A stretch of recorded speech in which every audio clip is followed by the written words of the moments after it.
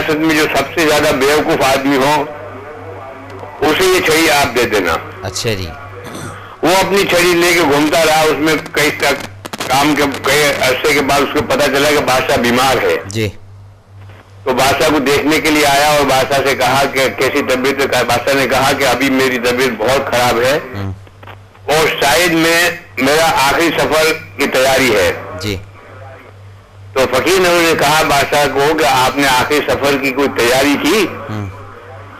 क्योंकि जब आप छोटे छोटे सफर के जाते थे एक गांव से दूसरे गांव तो कितना आपके साथ आदमी हुआ करते थे, घोड़े और सारा सामान एहतमाम आप करके जाते थे और ये बहुत बड़ा सफर है, उसकी कोई तैयारी की?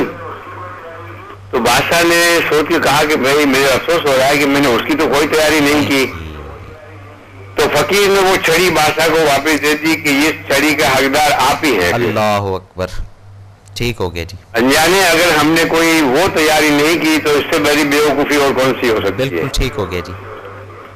तो मैं समझता हूँ कि इसमें मैसेज बहुत बड़ा है। अगर समझने वाले कोई ज्यादा वजाहत ना हो तो यही बहुत बड़ी बात है कि बेवकूफ वही होता है जी और कम अकल वही है कि जिसको वो पता नहीं है कि आखिरत में क्या होना है। असल बात ये है जी। और उसको जब वो पता है तो फिर वो दुनिया में अपनी जिंदगी उस तरह से बसर करता है उसको नजर में रखते हुए जी। तो वो अपने को आपको जो बचा ले, हाँ जी, बुराइयों से या गुनाहों से जो बचा ले तो वो सबसे होशियार और सही आदमी मेरी नजर में ये है। ठीक हो गया जी। अब पता नहीं आप क्या समझते हैं, आपके सुनने वाले क्या समझते हैं। देखिए बात यह है कि ये मन की बात है, दिल से जो निकली हुई बात है उसको कहीं ना कहीं तो फिट होना ही होता है ना सर। और कुछ कहना चाहेंगे आप? मेहरबानी जी। बहुत शुक्रिया जी। बहुत शुक्रिया। अस्सलाम वालेकुम। देखिए जी बात जो है वो होती है और बातों के अंदर ही कुछ एनर्जी छुपी हुई होती है। कुछ बातें हम नज़रअंदाज कर जाते हैं और जो काम की बातें हैं वो जो हमारे काम की बातें हैं, हालांकि सब बातें काम की होती हैं लेकिन हमने वही ना कैटेगरीज जब तक नहीं निकलेंगे, कैटेगरी से रिंग से नहीं निकलेंगे उस वक्त तक हम यही बैठ के घर पे कि फ़लाने को अक्ल नहीं, फ़लाने को ये नहीं, फ़लाने को ये नहीं, फ़लाँ इस किस्म का है, फ़लाँ ऐसा। ये गलत चीज़ है। ये निकलें आप। जब आप निकलेंगे इन चीज़ों से, जब आप इन हिजाबों से, इन मुवस्वसों से, इन खन्नासों से निकलना शुरू करेंगे फिर आपको फ़र्क नज़र नहीं आएगा। और ये सिर्फ सोचेंगे ना आप इधर और इधर कि अल्लाह का बंदा है या अल्लाह की बांदी है। फ़हम अक्ल जितनी आपके पास है अगर आपके मुकाबले में उसके पास नहीं है तो उसके पास कुछ एक्सेस चीज़ें ज़रूर होंगी। ये ज़हन में रखिएगा आपने, जो हमें नज़र नहीं आती। सम टाइम कुछ इंसान ऐसे दौर में आ जाता है जिसमें कंटिन्यू अंडर प्रेशर और क्राइसिस ही चलते रहते हैं। इस पे भी फिर कुछ अफराद, कुछ लोग तबसरा करते हैं अपने घरों में बैठकर, फ़लाँ को तो अक्ल नहीं, फ़लाँ बेवकूफ़ है, टाइम ज़ाया कर रहा है, ये आर्ट सीख लेते ये हो जाता है, ये फ़न सीख लेते ये हो जाता है, ये काम कर लेते ये हो जाता है। ऐसा कुछ नहीं होता, क्योंकि रोज़ी का भी अक्ल से कोई ताल्लुक़ नहीं है।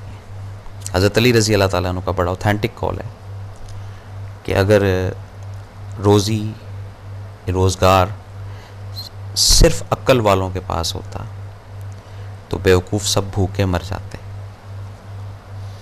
ये ज़हन में रखिएगा कि जितना अक्ल वाला इम्पोर्टेंट उतना ही बेवकूफ़ भी इम्पोर्टेंट। ये हमेशा लकीर रहेगी, ये गैप है। और ये मिस्टेक्स होती आती हैं, सही होता है इंसान फिर गलत हो जाता है, गलत वाला सही हो जाता है। आज की गलती कल की इस्लाह हो जाती है, आज की अक्लमंदी बाज़ दफ़ा जो है ना वो वबाल भी बन जाती है। तो एंड या लास्ट स्टेज में या लास्ट मोमेंट में ये हम ज़रूर समझेंगे, ये ज़रूर हम एनालाइज़ करेंगे इन चीज़ों को कि ज़िंदगी के अंदर या कभी भी ज़िंदगी किसी फ़ैसले के अंदर एक हद तक आप अपनी अक्ल सलीम को यूटिलाइज़ कर सकते हैं, एक हद तक। उसके बाद भी जो फ़ैसले हैं, जो रिज़ल्ट्स हैं, वो रब के यहाँ ही हैं, वो रब की ज़ात को ही पता है। 99% उन लोगों को आप उठा कर देख लें जिन्होंने दुनिया देखी हुई है करीब से, उनके कई फैसले गलत हो गए, उनकी कई प्रिडिक्शंस गलत हो गई, कई उनकी फोरकास्ट्स गलत हो गई। क्यों?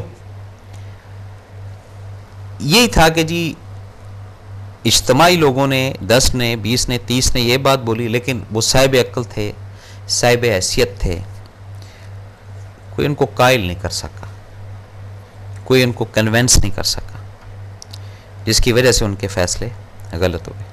और कुछ ऐसे भी अफराद हैं कि अगर वो फैसला उनसे कोई गलत हो गया तो उसका अजाला इमीडिएट कर देते हैं। ये एक अकल की बात है, ये एक फ़हम की बात है, ये एक अता की बात है। और जो नहीं समझते इस चीज़ को, वो उसी चीज़ को बार बार बार बार लगातार अपनी ज़िंदगी का एक ज्वेलरी बॉक्स आप कह लें, करेंसी कह लें, एक सिंबल कह लें, उसको बनाकर और उन्हीं गलतियों को किसी न किसी पर थोप रहे होते हैं कि फ़लाँ काम तुम्हारी वजह से गलत हुआ, फ़लाँ काम तुम्हारी वजह से गलत हुआ, फ़लाँ चीज़ में ये प्रॉब्लम थी। अपने आप को नहीं एडमिन कर रहे, अपने आप को नहीं मान रहे कि भाई गलती हमारी है, मिस्टेक हमसे हुई, बेवकूफ़ी हमसे हुई, अनाड़ीपन हमारा था। बात को जारी रखेंगे। कॉलर है। अस्सलाम वालेकुम। वालेकुम सलाम। जुल्फ़कार अहमद बोल रहा हूँ जी गुजरांवाला से। कैसे हैं जुल्फ़कार साहब? ठीक हैं आप? अस्सलाम वालेकुम। जी जी जुल्फ़कार साहब ठीक हैं? जी बिल्कुल ठीक है, बिल्कुल सही। मैंने कहा शायद आवाज नहीं आपको नहीं सर, बिल्कुल बिल्कुल आ रही जी सर। अच्छा जी, ये मौजूद आपका बड़ा ही आप दिलचस्प बना देते हैं, मुझे तो लगता है इतना शानदार बना देते हैं उसको कि हम बात करने पे फिर मजबूर हो जाते हैं कि क्या बात आपने की है। नहीं सर, बात करनी चाहिए जी। आज का जी मौजूद है जी अनाड़ी। हाँ जी। तो एक बात जो है वो बड़ी एक वाकया मेरे ज़हन में छोटा सा आ रहा है। मुझे तो ये नहीं पता कि अनाड़ी कौन और खिलाड़ी कौन है। हाय हाय हाय हाय, सही है। लेकिन ये है कि एक दफा हम बैठे हुए थे उधर दरबार पे हमारे इधर है, तो जी जी। वहाँ एक बंदा आ गया, वो कह रहा है जी मेरे पास कुछ स्कूल है इधर, तो उसमें ना हमारे बच्चे बहुत से जो अनाड़ी है समझे इंग्लिश में। अच्छा जी। तो बड़ा मसला हमें पड़ा हुआ जी। तो पता नहीं क्या उधर सूझा हमारे वो जो बुजुर्ग हैं उन्होंने कहा यार आप इस तरह करें, इसको ले जाए। मेरी तरफ इशारा किया तो ये उनको कुछ ना कुछ समझाएंगे। अच्छा जी। वो चला गया, उन्होंने कहा ठीक है कल आऊंगा मोटरसाइकिल पे, मैं इनको लेके जाऊंगा, बच्चों को कुछ ना कुछ गाइड करेंगे। अब मैं बैठा हूँ आराम से, मैंने कहा मैं क्या समझाऊंगा। उन्होंने मुझे कहा नहीं समझाना, उनको बताना किस तरह चीज होती है। इन्वेंटर की जो होती है ना, वो जिसने चीज बनाई हो उसी का वो खिलाड़ी होता है, तो उसने जाके उसको समझाना पड़ता है। मुझे ठीक है। अगले दिन मैं गया हूं तो जनाब वाकई उन्होंने पूरे स्कूल की एक क्लास इकट्ठी की हुई थी। अच्छा। पूरी क्लास इकट्ठी की हुई, और जनाब मुझे उन्होंने कहा जी कुछ बताएं जी इनको ये वो जी। तो मैंने उनसे पूछा, मैंने कहा जी इनको इंग्लिश के लिए क्या मसला है। वो कहते हैं जी इनको ना बिल्कुल एक लफ्ज नहीं सिखा सके हम, पूरे स्कूल की हमने ये जमात इकट्ठी की है, हमने अनाड़ियों को एक लफ्ज नहीं सिखा सके ठीक हो गया इंग्लिश का। मैं कहा नहीं ये नहीं हो सकता। मैं कहा इतना डिग्रेड ना बच्चों को करे। मैं कहा कोई बात नहीं, मैं बात कर रहा हूँ इनसे। मैं उनसे कहा मुझे ये बताएं आपको कौन सा खेल पसंद है।